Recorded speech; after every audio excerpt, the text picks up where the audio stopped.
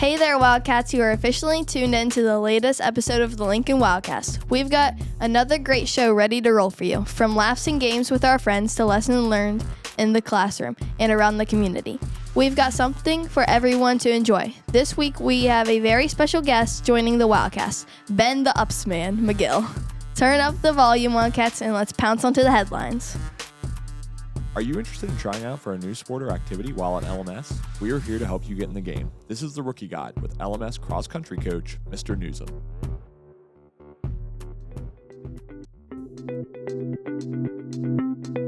What's up, Wildcats, and welcome back to another Rookie Guide. We're your host, Vera, and I'm Jordan. Today we'll be interviewing Mr. Nuzum, the cross-country coach.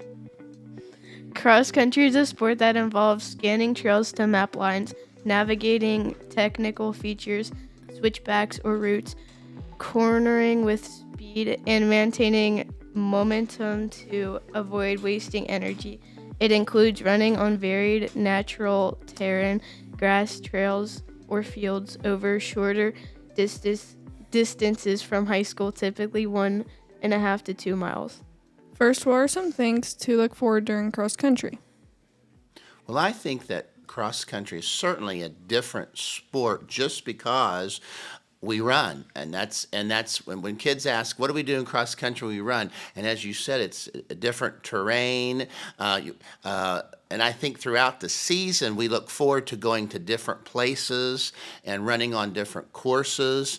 And, we look forward to each meet because it is a good time at meets. All the teams, hang out together under their canopies and their team camps, and we meet lots of new people and make lots of lasting friendships throughout the season. But I think that as the season progresses, we, look forward to the championships at the end. But for each meet, we look forward to doing our best, and we look forward to winning a medal or a trophy or winning a trophy for our team. But like I said, even though we run 2 miles, each meet's different because it's in a different place, a different location. And sometimes we'll run through rivers and creeks, and sometimes we'll run up lots of hills. So I think each meet you have something different to look forward to. Next, what's your favorite thing about cross-country? I really like cross-country because, basically you for a meet day, we get up and early and we go on a bus and we run, and then our meet's over and we're back and we still have the rest of our day. But I look forward to just being outside, and cross-country kids are kids that are focused and really work hard, and it's just a good group of kids. So I just look forward to being with them at practice. I look forward to being with them at meets, and we do lots of fun things on our team to make it more fun. It's just not about running. We do a lot of swimming, and we eat Fat Boy ice cream sandwiches, and we just have a good time. So I just look forward to being the coach every year, and it's just a good time, and it's always a bunch of good kids. Lastly, why is cross-country a good sport to join? I think most importantly that cross-country is something that you can do the rest of your life. I mean, you can run at any age, or at least get out and walk on a trail or, down at the track. So I think that cross-country teaches us lots of skills about persevering and setting goals, and don't give up, and keep looking forward, never look back. But it's something that you can do the rest of your life. And, I've coached for a long time, and it's really neat when I go to the turkey trot or other 5K races or read about 5K races and see a lot of the athletes that I coach that are continuing running, whether they're doing that to win money at a race or an award. It keeps them active, and it certainly it keeps them outside. So I think that cross-country teaches us about lifelong skills, so to speak, and lifelong activity.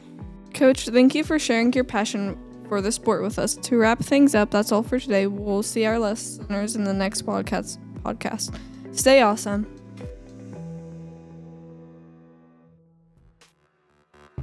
Checking your vibe in 3, 2, 1. It's time for What's Trending, or Audit. Who's up and who's down? Let's get into it.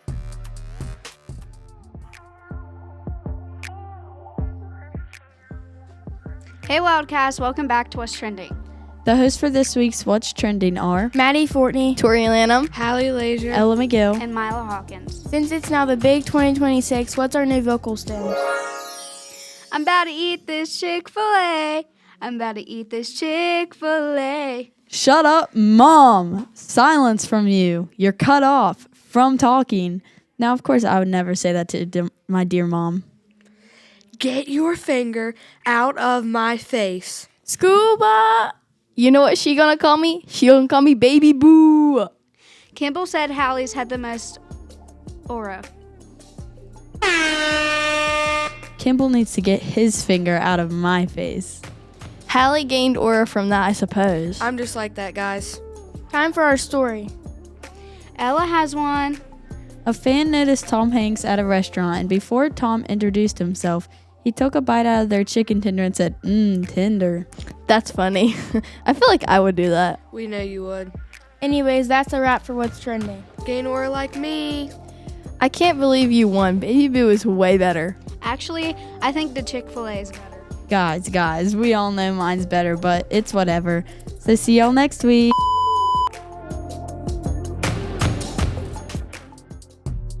Warning, these jokes are so bad they're actually good. Get ready to groan, giggle, and facepalm. It's time for knee slappers.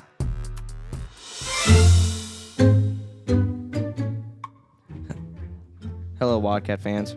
I'm Aiden. And I'm Jackson. You're listening to new knee slapping jokes on Knee Slappers.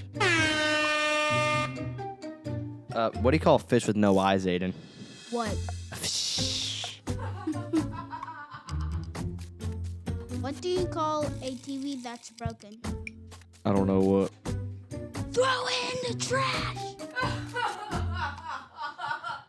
How do dads' knees know it's going to rain? How? Because it's a meteorologist.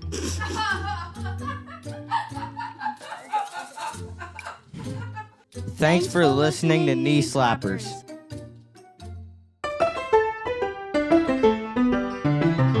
Hello, welcome back to When I Was Your Age. I'm your host, Jackson Hutson, along with Aiden Dawson, and our special guest today is my dad, Darren Hutson. Let's go back in time to see the past. Hello, what's your name? And what year were you in middle school? My name's Darren Hutson, like my son Jackson just said. And I started 5th grade in 1995. What would you take from 2026 back to 1995? Probably some of today's technology. We didn't have all those things. I'm older than Google, literally. My first Google search? Yeah. Probably answers to math questions. Good answer. What was your dream career when you were a kid? To join the military. I always wanted to be in the Air Force, but I actually joined the Army and then retired after a little over 21 years.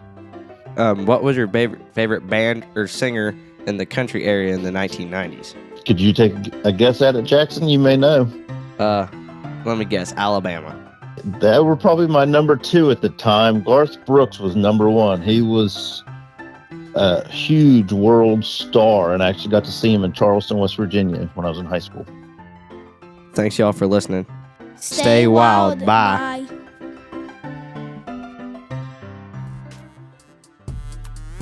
Let's bring Coach Hawkins from the high school over to talk with our Coach's Corner crew on his coaching career.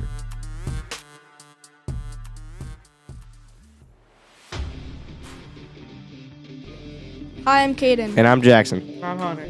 Today we are back with Coach's Corner, where we ask coaches about their coaching experiences. Today we are back with Coach Hawkins.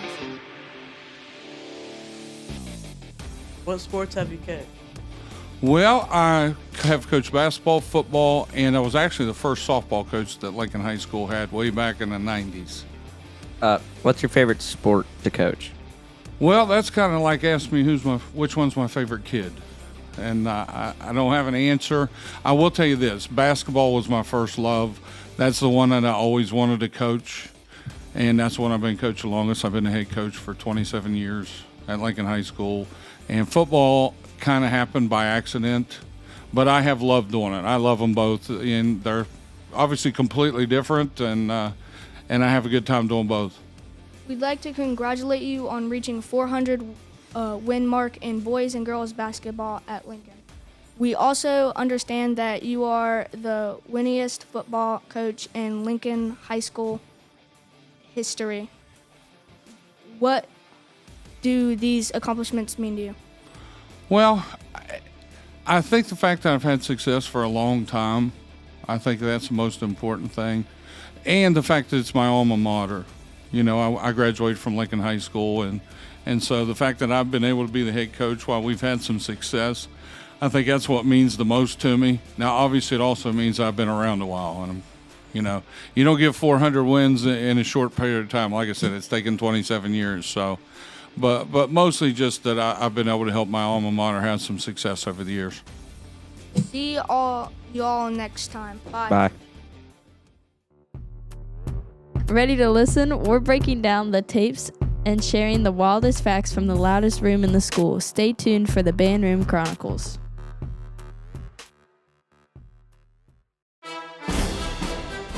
Hey Wildcats, and welcome back to Band Chronicles. Today we listen to a concert song titled Not Alone by Ronald D. Stainbridge. This piece is centered around mental health problems like schizophrenia, depression, and anxiety, along with many other issues people deal with today. It's a symbol that you're not alone in your situation. Let's take a listen.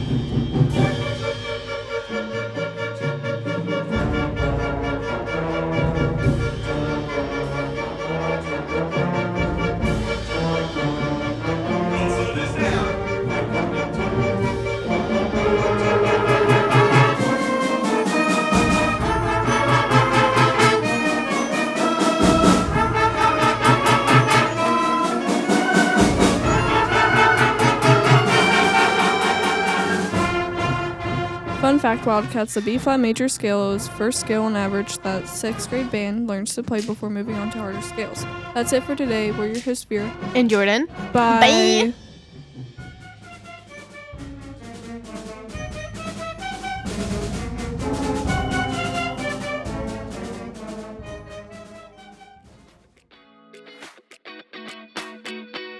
Today we are excited to welcome Dr. Alyssa Schwartz, the band director at Fairmont State University and the 2026 Harrison All-County Middle School Band guest conductor. Thanks for joining us on the show today, Dr. Schwartz. Yeah, thank you for having me. It's nice to talk with you guys. Interviewing Dr. Schwartz today are the members of the 2026 Harrison All-County Band from Lincoln Middle School, including Josephine Van Slyke, flute, Lorelai Miker, clarinet, and Maddie Drainer, alto. Let's go on to our first question. Can you tell us about your guest conducting experience? What was it like to lead over 100 middle schoolers through 2 days of rehearsals, then a concert? Was it much different than a college band? Yeah, absolutely. So I enjoyed teasing the students of the All-County Band by saying I didn't like children, but that's not true. I really do love children. And it was really fun to work with so many young musicians who are interested in music and, you know, getting good at their instruments. That was all really exciting for me. 2 days is fast, you know, that's not a lot of time. So that was really interesting to try to have young musicians go from maybe sight reading or little experience with the music to concert ready. But it was really rewarding to see how quickly everybody made that happen. It is definitely different than a college band. So college students, first of all, are kind of stinky. And second of all, they're older, right? They're adults. And so in some ways, they have some skills, you know, that younger students might not have because they've been playing their instruments for a long time. But on the other hand, when they do need to learn new things, it's harder because when people are younger, they learn more easily. And so one thing that was interesting to me was how fast the middle school students learned things or were able to do things when I asked, you know? Yeah. So it's just really different, like the pace of what we worked on and how people learned, you know, it was really cool to feel that difference. Yeah. The All-County Band performed 6 tunes on Thursday, February 27th. What made you select these tunes, and which ones were your favorite to conduct or teach? Yeah, good question. So most all county or honor bands aim for 5 to 6 pieces. So that number's kind of typical. And what I tried to do was pick a couple pieces that I thought would be just the right level, like not too easy, not too hard. Then we tried to pick a couple that we thought would be very easy, wouldn't take a lot of rehearsal time, would be fun and easy for the students. And then we tried to pick a couple that would be like the challenge pieces. And those were the ones we didn't know if it would work for people. Like there's accidentals, there's notes they haven't seen, there's new rhythms they haven't seen. And so we wanted it to be a nice balance of some things just being easy and fun, but there still being new challenges, so that students came away with skills they didn't have before. So that was kind of the rationale behind that. And we wanted to find some pieces that would make a nice listening experience for the audience. So some that were fast and fun, some that were intense, a couple that were slower and prettier. My favorite one to conduct was Cantina Band, the one from Star Wars. That was actually the one that most of the band directors were the most worried about because we thought it was the hardest. There were the most new concepts. We had to do swing in that. We had to do tricky rhythms. And I can't lie, I was very nervous. I thought if one has to get cut, it's going to be that one. And I ended up being my favorite because the students rocked it. They rose to the challenge. They mastered it really well. And so that ended up just being a lot of fun. Yeah. Is that the one you use the lightsaber for, right? Yes, that's the one. Okay. How long have you been a band director? What has your musical journey looked like since you were in middle school? Sure. I am on my 6th year of being a band director. I did teach a couple years of college music classes and flute lessons before that. And since I was in middle school, my first instrument was piano. So I think I started playing piano when I was younger than middle school, like elementary school. And then in middle school, I started on clarinet and then switched to flute, which is still my primary instrument today. And when I went to college, I majored in music the whole way. So I got my bachelor's, master's, and doctor all in music. And when I was in middle school and high school, I did things like all county and area all state and all state. And so, the thing that we did last week, that wonderful concert, that's a great stepping stone, to a student who loves music and thinks they might want to do that, in the future. And so I also participated in some youth orchestras because orchestra is cool. It's like band, but got strings in it. So that's kind of fun. And so, I just stayed involved in as many ensembles as I could when I was kind of, through middle school and high school. Yeah. What tips or advice would you give middle school students who want to become a band director, conductor, or professional musician one day? Yeah, that's a great question. I would say that one of the most important instruments to study is piano. Piano is a very practical instrument as far as teaching music to people, as far as having a good understanding of different types of music theory, like scales and chords. And so if someone were really serious about that, but their only experience so far might be like in band in school or whatever, I would see about trying to get maybe some private lessons on piano. And also private lessons, if that's an option for people. So band is awesome and orchestra is awesome. Those things are fabulous for group playing. But to really hone your own individual skills, private lessons are really, really important to really learn how to master your primary instrument. So those would be some things I would say would be great steps for someone in middle school or high school who were seriously thinking about music. Thanks for joining us on the show, Dr. Schwartz. We appreciate your time and hope you will consider joining us again in the future. My pleasure. Thank you so much for having me. Thanks for listening, everyone. Stay wild and catch you next time on the Lincoln Wildcast.